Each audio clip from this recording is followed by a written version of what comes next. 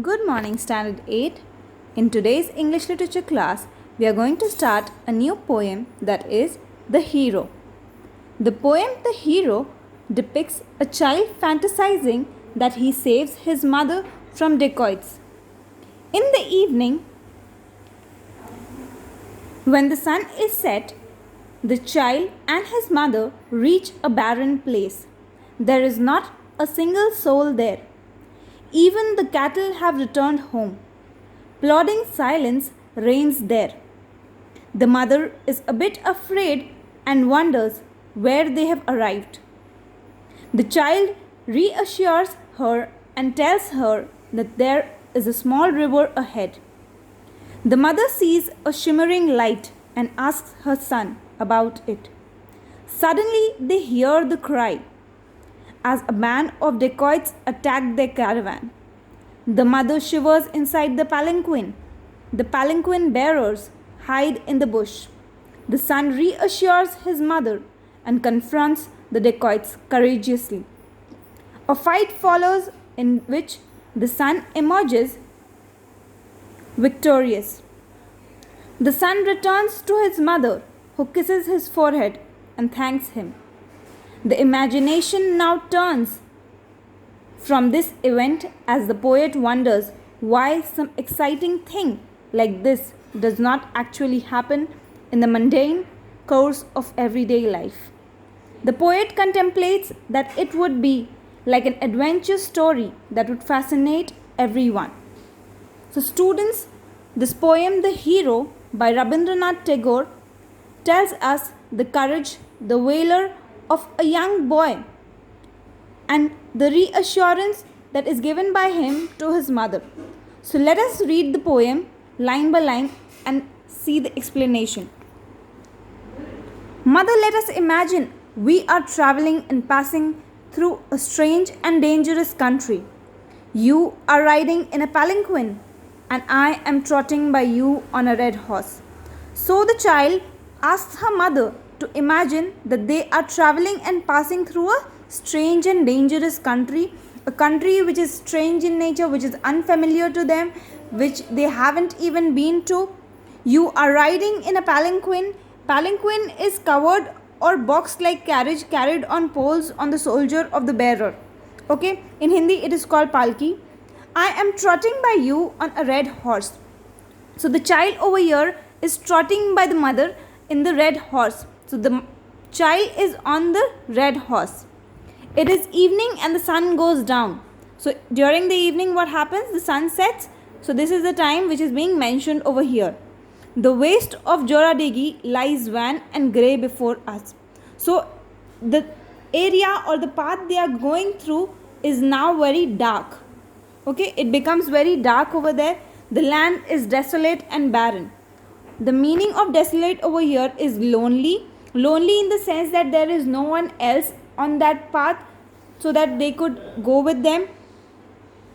The land is desolate and barren. You are frightened and thinking, I know not where have to come. So they are frightened also because they are unaware of the thing that where do they have to go. They do not know where will they be landing. I know not where we have to come. I say to you, mother, do not be afraid. The child is too young to say this, but then also in order to save his mother, in order to reassure or assure his mother, he says that he is with him, she should not be afraid. The meadow is prickly with spiky grass and through it runs a narrow broken path. So the meadow over here is the grassland or the green grassland that is being said about. It is full of spiky grasses. There are no cattle to be seen in the wide field. So none of the cattle are being seen over there. They have gone to the village stalls. Everyone has got back to their places from where they had come. So they have all returned back to their places. It grows dark and dim on the land and sky and we cannot tell where we are going. So the child and the mother, they are going on a path and they cannot even say where they have to stop or where they are going. It grows dark and dim on the land and sky and we cannot tell where we are going. So it is becoming very dark because it is very a lonely path over there, so they cannot even say where they have to go. They do not know the place, they are unfamiliar. It is a strange place, so it grows dark and dim, and it becomes very difficult for them to pass the way. Suddenly you call me and ask me in a whisper, "What light is that near the bank?" So the mother now asks the child, "What is the light near the bank of the river?" Just then there bursts out a fearful yell, and figures coming running towards us. You sit crouched in your palanquin and repeat the names of gods in prayer. So what happens is, there was a light that was being seen. So when the mother asked the boy, "What is the light of?" Again there is a sound of burst which comes from there. There is a terror, shaking of terror happening. So they are very terrified why as such thing is happening with them. So just then there bursts out a fearful yell. You sit crouched in your palanquin, the box in which the mother is sitting. She sits terrified over there. She is very feared because of the thought that what is going to happen next, and repeat the names of the gods in prayer. So she is repeating the names of the gods because she is very afraid, and she is thinking that she and his child both are saved anyways. Okay, going to the next page, we have the bearers, shaking in terror, hide themselves in the thorny bush. I shout to you, "Don't be afraid, mother, I am here." So the child, time to time, the child is reassuring his mother that he is there. She should not be afraid. With long sticks in their hands and hair all wild about their heads, they come nearer and nearer. I shout, "Have a care, you villains. One step more and you are dead men." So over here the villains are the people who have come to attack the young child. Okay, they've come to attack the mother and the young child. So he tries to be brave and courageous, and then he says that, have a care, you villains. One step more and you are dead men. So that if you come one step also ahead, what will the young child do? He will kill him. They give another terrible yell and rush forward. So what are they doing? They give another terrible yell and they rush forward. You clutch my hand and say, "Dear boy, for heaven's sake, keep away from them." So over here the word "you" is used for the mother, and the mother has clutched his child's hand, and then she is saying that please do not go to them because they are very dangerous and they are very strange people who've come. So do not go to them, do not go forward. So she gives him heaven's sake also to keep him away from them. I say, "Mother, just you watch me." Then I spur my horse for a wild gallop, and my sword and buckler clash against each other.